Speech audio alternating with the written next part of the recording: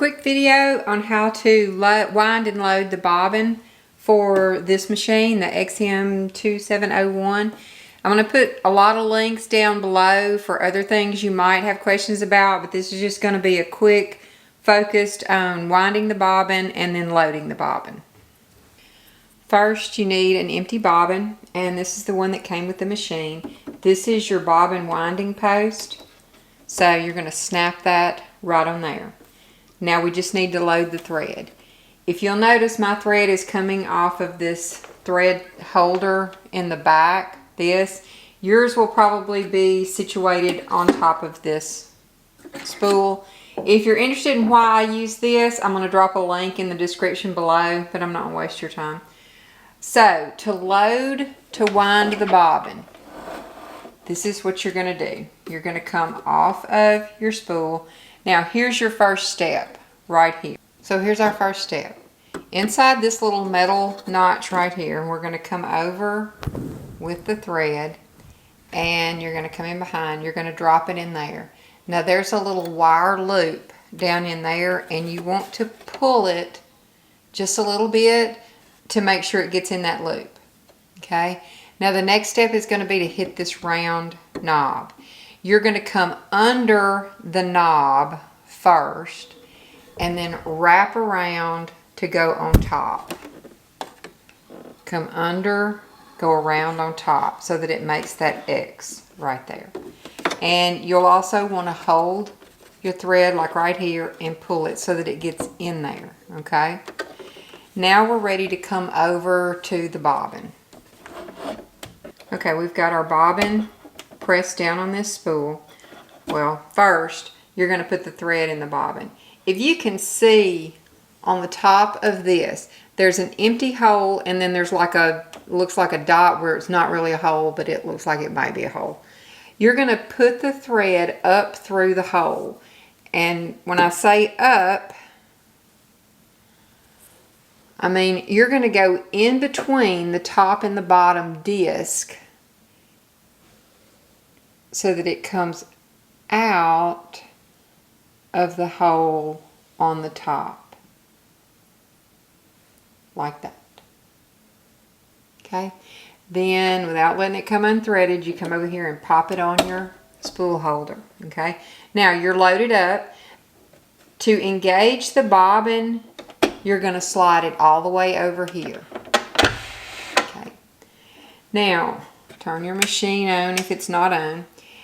When I get ready to wind, you're going to hold the thread up and out of the way, but you're not putting any pressure on it. You're just keeping it out of the way, and we're going to let it make a few rounds. I'm just pressing on the foot pedal. Now, it's made a few rounds up and down, so what you can do at this point is you can clip this tail off.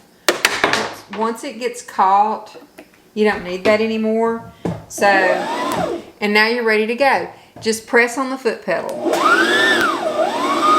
And you don't really want to go warp speed with this, just kind of a slow speed. Okay, when you get close to having the bobbin full, the machine will turn off if it's already full. You can stop it anytime you want to, but when it gets full, the machine will shut off.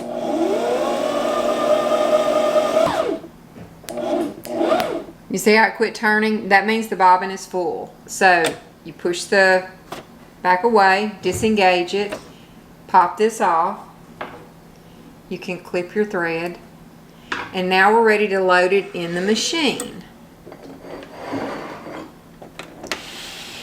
Now this machine has a drop-in bobbin. Okay, to remove your plate, you're going to slide it back. It just pops right out. Lift it up there. Okay, you want your thread coming off the left side. So it's coming off the top here. And you're just going to drop that right in. Okay. Now, here comes the only tricky part. There's a tiny little metal tension guide down in here. Let me see if I can get a shot of that. This is your tension guide for your bobbin right here. Your thread needs to go into this little slit right there. So you're going to bring it over this direction until it falls in that little notch, and then you're going to slide it all the way back over to the right. Now, do you see how it got caught in that notch? That's what you want. If your bobbin thread comes over the top right there, you're not going through the tension guide and it's not going to work right. Now you're just going to lay this thread in this channel, come over, and then when you get down to the bottom where the blade is, pull it to your right, and the blade will cut your thread at exactly the right place you need it to be able to sew. Then you're ready to pop this right back on. Oops. And you're good to go. Be sure and check the description for other videos and tips. Thanks for watching. See you next time. Bye.